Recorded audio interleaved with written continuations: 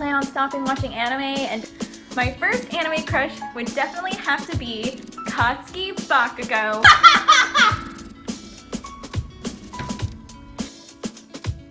Hi everybody! Today is an exciting day because I'm going to be talking about dating sims, which if you don't know are a pretty big part of the anime world, I'd say. I've honestly been playing dating sims for a long time, way before I even got into anime.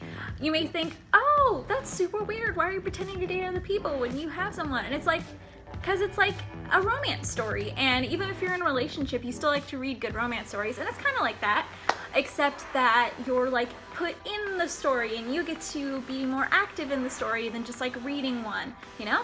On December 24th, 2019, I discovered the game Mystic Messenger, and I've never been the same, and I haven't been able to find a dating sim that's that good since, and that is what I'm going to be talking about today. Why is it so hard to find a dating sim that's as good as Mystic Messenger? And you can see how much I love Mystic Messenger because I'm literally wearing a shirt that says single dating playing Mystic Messenger, and I got this shirt for $6 at Hot Topic because they were having a sale, and these were like the last few shirts left, and I was like, heck yes, I want a Mystic Messenger shirt because I love it. And literally when I downloaded it on Christmas Eve, I did not put it down for so many days, and it's a real phone battery drainer, you know? But it's so much fun. If you don't know what Mystic Messenger is, it's basically, you get to pick your character name. I picked Jess, obviously, and you all of a sudden happen upon this chat room of this foundation that puts on parties to raise money for charity, and you basically become a part of the organization and you invite people to the party, and through that you get to know all the guys and everything that are part of the foundation. There's Jumin, Yusung, 707, Zen, Jaehee, which is Jumin's assistant, and then there's a couple of other guys that you can romance in the more detailed story, but I won't get into that today because spoilers. But anyways, you get to know all of these guys, and you can, you know, get to a route to romance them. That's kind of a thing in dating sims where you have a route that you go to through how much you've talked to that particular boy. The first time I played, I got the Yusung route, and he's the gamer college student guy, and he was super sweet.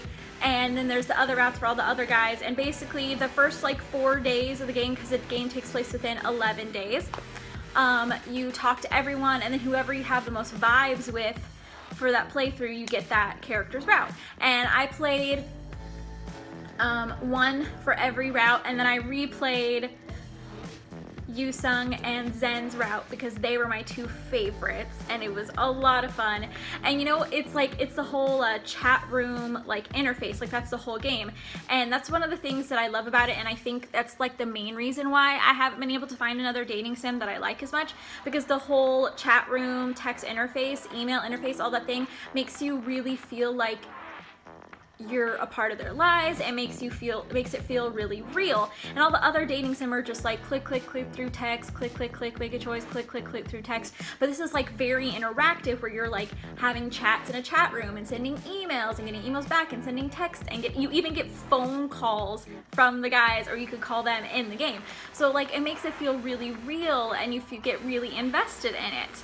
The only downside is a lot of microtransactions that you have to do if you want to play the game faster. But if you're fine with taking actual real 11 days of time playing it, then you don't have to really pay for anything except for some like extra downloadable content or whatever. But honestly, I think that's the reason why I haven't found anything else that I like as much, because it made it feel so real. And also, let's be honest, the guys in Mystic Messenger are so much cuter and interesting than a lot of guys in the other dating sims. Like, I played this one recently called Oz Mafia, which is a like fairy tale, mystical, fantasy-esque dating sim, And the guys were cute and it was interesting, but I just couldn't get into it in the same way that I could get into Mystic Messenger. The opener though, for Oz Mafia, the song I Love You More, I play that on repeat because it's a good song. So is the opener for Mystic Messenger. That's a great song too. That's another thing about dating sims, is that they have like opening themes that kind of really do make it feel like an anime but a game.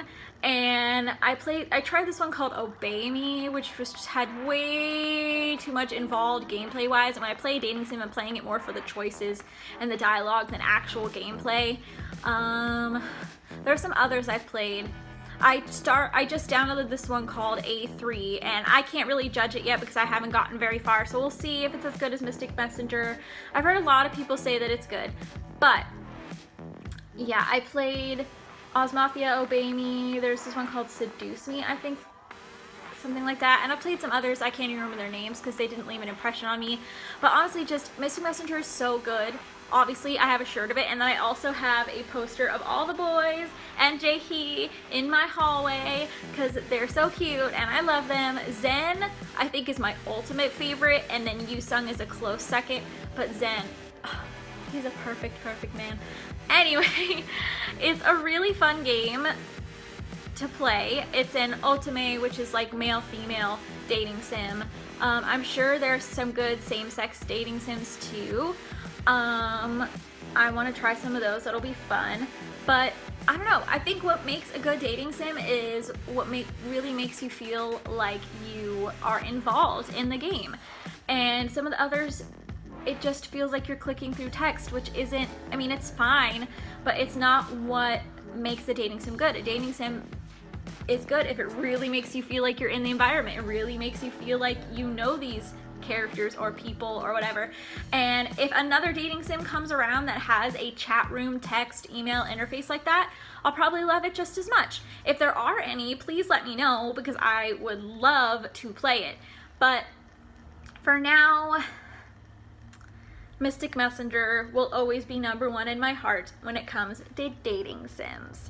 Now that's all I have for today. Next week I'm going to be looking at what is going to be coming out in the spring 2020 anime season, because with anime there's a fall, winter, spring, and summer season. It's not like regular television where it's just like premieres in the fall, ends in the spring kind of thing. There's 4 different seasons of anime. So I'm going to be looking through what's coming up in the spring 2020 anime season and see what I will be watching. There's some continuing series, maybe some new ones, and so that'll be a lot of fun. But until then, I will see you next weekend. Bye!